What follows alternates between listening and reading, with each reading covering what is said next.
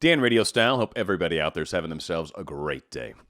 Listen to your inner compass. Neville Goddard gives us a really cool, it's like 2 paragraphs, gives us a very cool way to assess how we're doing on the path of our manifestation, on the path of our law of attraction experience. Trying to manifest more love in your life, trying to manifest more wealth in your life, a different job, trying to manifest a move. This is a great way to assess whether you're on track or off track. And by the way, if you're on track, groovy, great. Don't have to worry about a thing. You're on the way you need to go. Everything's unfolding as it must and is. Fantastic. If you're on the wrong track, it's okay. You can adjust these things. That's what's so awesome about law of attraction. Sometimes it's all about knowing where you're at in the process, knowing where you're at within your own self. Again, what happens inside of ourselves is what gets reflected outside of ourselves or what gets created outside of ourselves. Imagination equals inner speech, which equals outcome. This is the equation. Now, it doesn't mean that these pieces are perfect the way we want them to be.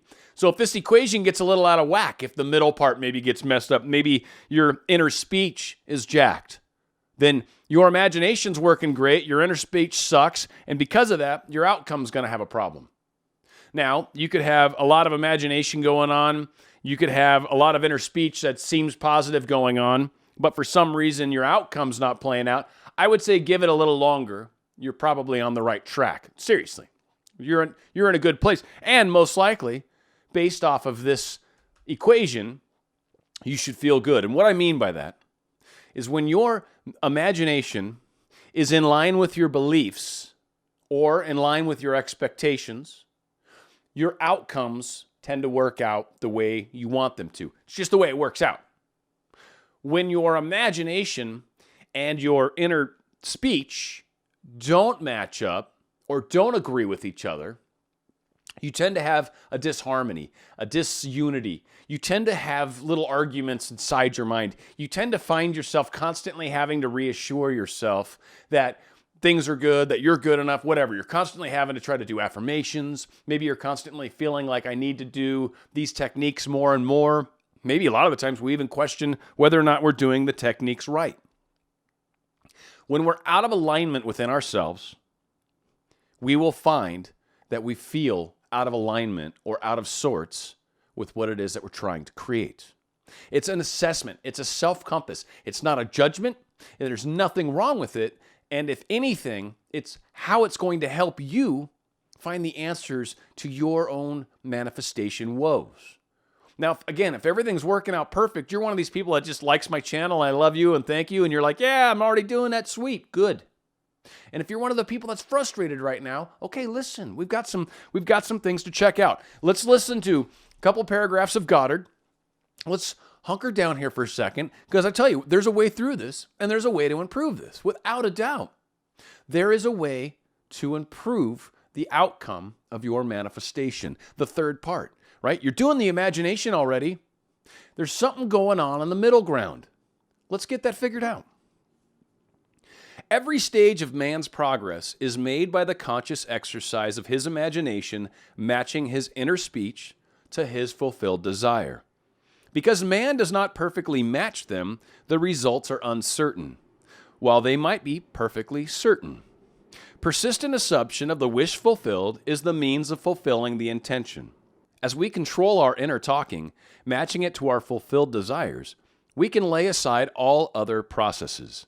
Then we simply act by clear imagination and intention. We imagine the wish fulfilled and carry on mental conversations from that premise. Through controlled inner talking from premises of fulfilled desires, seeming miracles are performed. The future becomes the present and reveals itself in our inner speech. To be held by the inner speech of the fulfilled desire is to be safely anchored in life. Our lives may seem to be broken by events, but they are never broken so long as we retain the inner speech of fulfilled desire. All happiness depends on the active voluntary use of imagination to construct and inwardly affirm that we are what we want to be. We match ourselves to ideals by constantly remembering our aim and identifying ourselves with it. We fuse with our aims by frequently occupying the feeling of the wish fulfilled.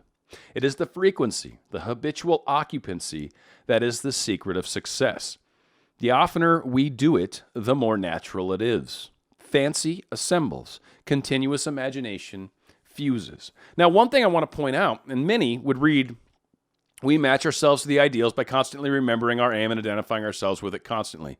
We fuse our aims by frequently occupying the feeling of the wish fulfilled. It is the frequency that matters. Many would say, see, so I've got to do the techniques more and more and more. Not necessarily true. Yes, and I agree, and Goddard does say frequency. What he's saying, though, is the naturalness. He's speaking to the fact that the more time you spend in the feeling of the wish fulfilled, the more natural it will be. But if the middle part of the equation, imagination equals inner speech equals outcome, if the inner speech is lacking, you can do techniques 5 times as often as you do them now, 10 times as often as you do them now. If your inner speech is still having a problem, you're still going to feel out of whack. Your compass is still going to be all right. It's not going to be pointing where you want it to go. So how do we get around this? Well, we realize if our inner dialogue isn't necessarily matching with what we're imagining and what our outcome is supposed to be, let's give a couple examples maybe first of how things could be going well.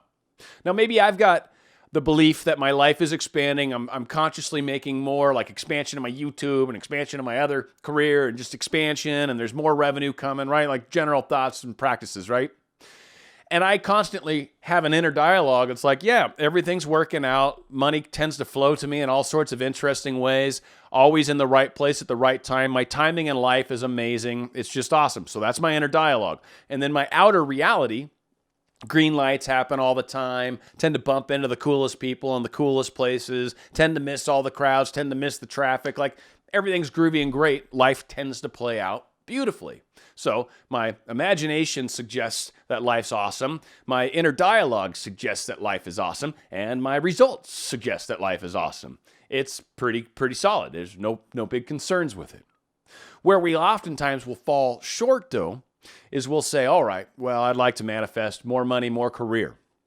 And then we start thinking about it, and then things like, well, you're kind of old, you haven't really been anything, maybe you've been out of work for a while, so you start fixating on how you haven't really been on a work in a while, and I don't know if anyone's really going to want to hire you, right? These are the things we're thinking to ourselves. Or maybe we're saying, my resume kind of sucks, I should work on it, I don't know, we'll see. I know I should probably spend time looking for different positions that I could post for, but right, we find ourselves wallowing, not doing actions, not fulfilling what our imaginative work is. Every day we keep imagining this better job, this better job, this better job, yet we don't do things. The actions aren't falling in line. Our inner dialogue is not falling in line. Maybe we don't believe because our boss currently hates us. We don't believe this is even possible.